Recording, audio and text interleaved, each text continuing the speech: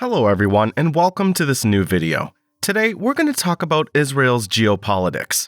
Obviously, the events since the attack on the 7th of October 2023 have had an impact on Israel's relations with its neighbors. And to understand what it changes, we need to take a quick look at the history, the status of these relations before the 7th of October, and see what impact the current conflict might have today. Israel was founded in 1948. We'll take this date as the start of our historical review. In 1948, Jewish and Arab militias and paramilitary groups had already been fighting for some time. Tension was therefore at its height. And when the State of Israel was proclaimed by David Ben-Gurion on the 14th of May 1948, war was declared the very next day, and the armies of neighboring Arab countries entered Palestine. This Arab coalition included Egypt, Transjordan, Iraq, Syria, Lebanon, Saudi Arabia, and North Yemen.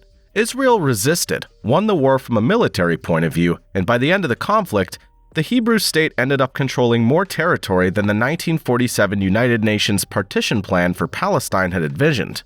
You can see the gains on the map. Transjordan took control of the West Bank and Egypt of the Gaza Strip. 10 years later, in 1956 to 1957, the Suez Canal crisis took place. Israel, with the support of France and the United Kingdom, launched an offensive in Sinai. For Israel, it was a means of securing or destroying newly acquired Egyptian military equipment that threatened its security. For the French and British, it was a response to Egyptian President Nasser's nationalization of the Suez Canal. In any case, the operation was a military success, but Israel was soon forced to evacuate the region, abandoned by its French and British allies. Another 10 years later came the Six-Day War, considered a preventive war by Israel. From June 5th to 10th of 1967, it seized the Golan Heights, Sinai and Gaza, and the West Bank. In this conflict, Israel faced Egypt, Syria, Jordan, Iraq, and Lebanon. Finally, in 1973, Israel was attacked by Egypt and Syria, assisted by contingents from other Arab countries in the Yom Kippur War. Less prepared than before, Israel resisted with greater difficulty. I've briefly listed some of the major conflicts that punctuated the 25 years following the official establishment of the State of Israel, to show at that time the Hebrew state was truly surrounded by enemies. This feeling is still shared by many Israelis today. However, the situation changed considerably thereafter. From the late 70s onwards, Israel was to be particularly active in southern Lebanon, fighting against the Palestine Liberation Organization. Until 2000, southern Lebanon was illegally occupied by Israel. On the whole, however, Israel no longer wages war against coalitions of neighboring Arab states. Moreover, it normalized its relations with Egypt in 1979, then with Jordan in 1994 through peace treaties. On the other hand, while it enjoyed good relations with Iran under the Shah, the new Islamic Republic of Iran, established after the 1978 revolution, is totally hostile to it, so it has to reckon with a new adversary in the region. It should also be noted that throughout this period, Israel maintained good relations with Turkey, which chose to remain rather neutral in Israeli-Arab conflicts. From 1987 to 1993, and again from 2000 to 2005, the First and Second Intifadas took place, considered by the Palestinians as popular Palestinian revolts in Gaza and the West Bank against Israeli occupation, and as terrorist campaigns by Israel. Also, the fall of Saddam Hussein in Iraq in 2003 and the subsequent American presence removed a previously hostile state against Israel. Israel also faced Hezbollah, an Iranian-linked paramilitary group in Lebanon in 2006, and the Palestinian Hamas in 2008 and 2009, and between 2012 and 2014. These wars claimed the lives of many Palestinian civilians. So we can see that Israel's situation is improving, with threats from Arab countries tending to fade away, while it still faces armed groups or population uprisings in Palestine, and a very hostile Iran that's not capable of threatening Israel's existence. So we're moving from existential threats to very real but lower security risks. Then, in 2011, the Syrian revolution turned into a civil war, in which countless armed groups of varying allegiances clashed. Relations between Syria and Israel have been tense for over 50 years, and Israel's occupied the Golan Heights since the Six-Day War in 1967. The Golan Heights is not recognized as part of Israel by the international community, but as occupied Syrian territory. They're of strategic importance to the Israelis, particularly in terms of securing their water resources, since they form a large part of the catchment area of the Sea of Galilee, thanks to their high rainfall compared to the rest of the region. Since Syria is supported by Iran, the latter will be able to enter Syrian territory to confront its adversaries on the ground, but also to threaten Israel on its Syrian border through Iranian elements, pro-Iranian militias, and Hezbollah, which it arms and finances. In fact, this is the main direct threat to Israel today. Now that we've identified the Iranian threat, we need to take a step back. Since Iran's in competition with many Arab countries in the region, this automatically pushes these Arab countries and Israel towards cooperation.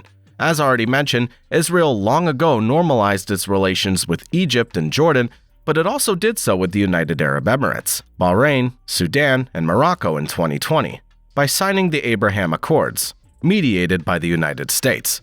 With Morocco, Israel's gone even further, signing a security agreement in 2021 in addition to the Abraham Agreements. It includes intelligence cooperation, technology transfer, arms sales, joint military exercises, and cooperation in the defense industry and cyber sector.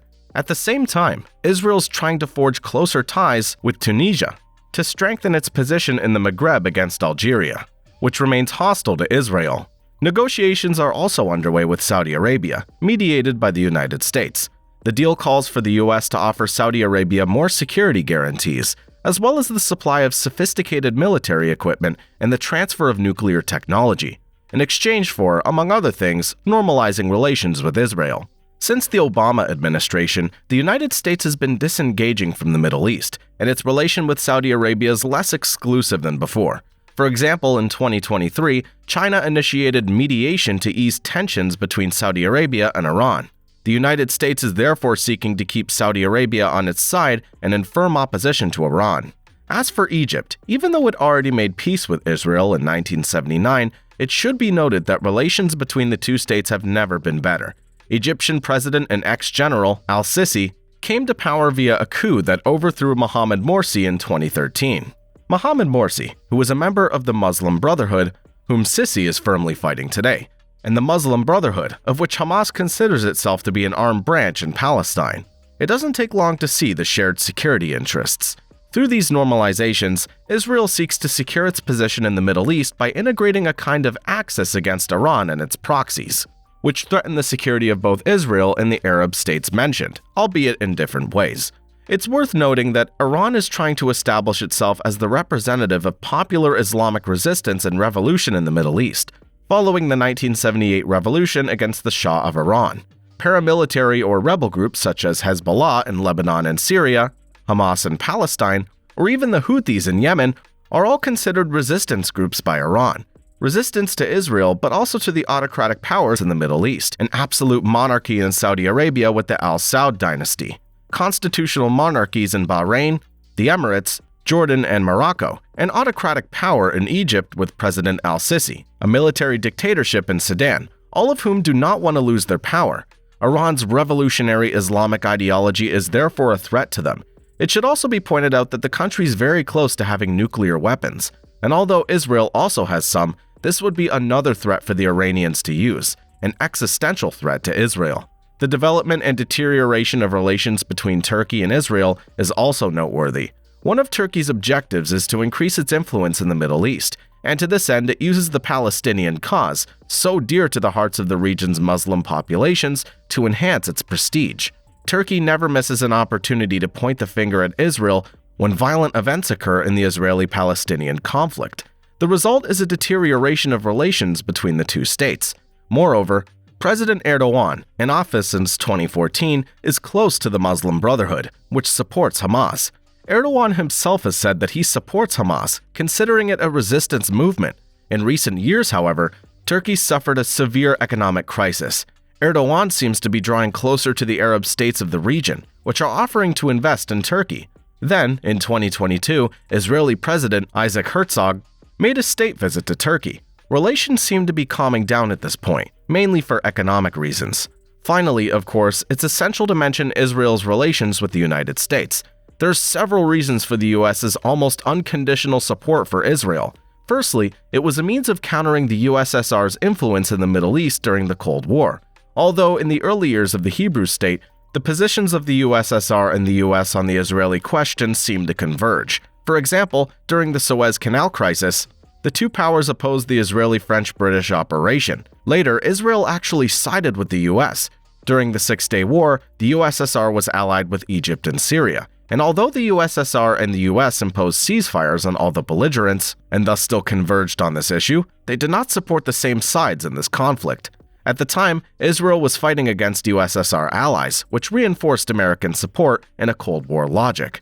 Subsequently, the US had a geopolitical interest in supporting Israel. By giving them a foothold in the Middle East, they were able to secure energy resources imported from the region, temper Soviet and Iranian influence, and fight terrorism. In addition, military support for Israel has enabled the development of a powerful Israeli Air Force, which the United States also uses as an important regional support point. There are also ideological reasons for this support. It's often argued that the pro-Israel lobby in the United States, or even a hypothetical Jewish lobby, carries a lot of weight. It's true that the ties between the American Jewish community and Israel are strong. A quarter of American Jews have already visited or lived in Israel, and 6 out of 10 American Jews said they were very or fairly emotionally attached to Israel. But from a religious perspective, support for Israel today is more likely to be found among American evangelical Christians with a Trumpist bent. Israel's very existence is said to have biblical justification. The Jewish community, on the other hand, is far more critical of Netanyahu's policies, with some even calling for aid to Israel to be made conditional, a debate that took place during the 2020 presidential campaign. In fact, to put it simply, the American Jewish community is politically more on the Democratic left wing, while in Israel, Netanyahu's government is very much on the right, if not the far right wing. Of course, this is not true everywhere and all the time. We're talking about trends here. There's also a disparity according to age.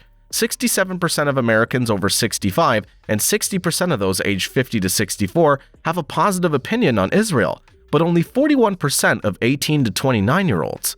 The unconditional support still given to Israel today can therefore also be partly explained by the fact that American leaders belong to the older generation that traditionally supports Israel. This is true not only of President Biden, but also of the Senate, where the average age is 67. So recent events are obviously having an impact on Israel's relations with its neighbors. As a reminder, on the 7th of October 2023, elements affiliated with Hamas and other groups operating in the Gaza Strip infiltrated Israel to kill and capture Israeli citizens, making no distinction between civilians and soldiers. In response, Israel essentially retaliates by bombing the Gaza Strip for months almost without interruption. At the time of making this video, the death toll's already risen to over 30,000, the majority of them civilians. These figures come from Hamas, but the magnitude seems relevant given the bombing carried out in urban areas. What this means in geopolitical terms is that this campaign of bombing civilians is slowing down the building of diplomatic relations between Israel and its Arab neighbors, notably Egypt, Jordan, and Saudi Arabia. Indeed, despite the efforts made in recent years, public opinion in these states is still concerned about the Palestinian cause. It's a subject that seems to have been somewhat forgotten in recent years. During the 2010 decade, the Middle East was the focus of attention due to the Syrian civil war, the Islamic State and the Saudi Arabian-Iran confrontation, but the Israeli-Palestinian conflict was somewhat overlooked, at least in terms of regional geopolitical dynamics. But in the end, when tens of thousands of civilians are killed indiscriminately, public opinion matters, even for authoritarian regimes. The Arab states that have forged closer ties with Israel must take this into account, as they're somewhat torn between an admittedly cynical realpolitik with little interest in the Palestinian cause, and following public opinion. It's been suggested here and there that the attack on October 7 was orchestrated by Iran in the hope of precisely this type of reaction from Israel. And whether this is true or not, the consequences are in line with the Iranian agenda, which does not wish to see its rivals ally themselves. From Israel's point of view, one might wonder why such methods are used. States that are usually supportive are beginning to seriously criticize the regime and the bombings. Israel risks being accused of war crimes, and we've seen that this hampers cooperation with Arab states. The problem is that Benjamin Netanyahu has no real desire to resolve the Palestinian question other than by pushing out Palestinians from Palestine. The fact that the Palestinian question had been somewhat forgotten in negotiations in recent years suited him just fine. But unfortunately for him, this war has brought the issue back to the forefront. He was hoping to resolve the problem by quickly taking control of Gaza and thus obliterating Hamas. But that's not what's happening, as the war drags on and public opinion heats up. So the questions are, how long will the war last, and how many civilian casualties will it cause? And once the situations calm down, will the Arab states and Saudi Arabia in particular be able to resume normal negotiations with Israel? And will they include strong demands for the resolution of the Israeli-Palestinian conflict? What's important to remember is that the Palestinian question is a structuring factor in regional geopolitics, not least because of Arab public opinion. Israel thought it could develop its diplomacy by ignoring it, but that was a mistake. The events of October 7th, followed by the war in Gaza, are not a turning point, but just another milestone in a conflict that goes back more than a century, if we take into account the events that took place before the creation of the State of Israel. That's all for today. Thank you for watching this video. You want to help me promote it on YouTube? Put a like, or even better, a comment to boost the algorithm. And don't forget to subscribe. It's the English version of a French channel about geopolitics, and many more videos are yet to come. Bye!